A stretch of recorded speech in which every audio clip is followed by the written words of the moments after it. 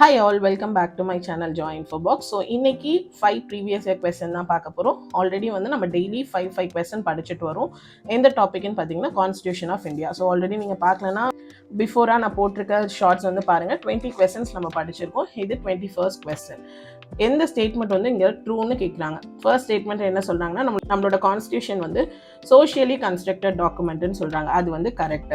ரெண்டாவது வந்து நம்மளது அன்ரிட்டன்னு சொல்கிறாங்க. தப்பு. நம்மளது வந்து ரிட்டன். அடுத்த question, which of the following statement are correct about Sachchidananda Sinha. So இவங்களை பற்றி இங்கே கொடுத்துருக்கிறதுல எது கரெக்ட்னு சொல்கிறாங்க. ஃபர்ஸ்ட் வந்து அவங்க oldest member elected as a temporary president அப்படின்னு சொல்றாங்க. இதுக்குன்னா கான்ஸ்டியூவன்ட் அசம்பிளிக்கு, அது கரெக்ட். ரெண்டாவது வந்து elected as a vice president of the அசம்பிளின்னு சொல்றாங்க, அது தப்பு. மூணாவது வந்துட்டு elected as a president of the அசம்பிளின்னு சொல்றதும் தப்பு. அவங்க வந்து டெம்பரரி பிரசிடென்ட்டா எலெக்ட் பண்ணப்பட்டிருப்பாங்க.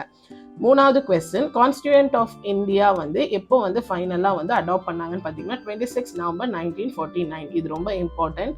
அடுத்து 24th கொஸ்டின், கேபினட் மிஷன் வந்து இந்தியாவுக்கு சென்ட் பண்ண மெம்பர்ஸ் 1946 சென்ட் பண்ண மெம்பர்ஸ் யாரெல்லாம் கேட்குறாங்க. யாருன்னு பார்த்தீங்கன்னா லார்ட் பெட்டிக் லாரன்ஸ், சர் சாட்ஃபோர்ட் கிரிப்ஸ், அப்புறம் வந்து AV Alexander. So 25th question, the Constituent Assembly held its first meeting on, இது ஒரு டேட்டா. கான்ஸ்டியூவன்ட் அசம்பிளியோட ஃபர்ஸ்ட் மீட்டிங் எப்போ நடந்துச்சுன்னு பார்த்தீங்கன்னா 9th December 1946 நடந்துச்சு.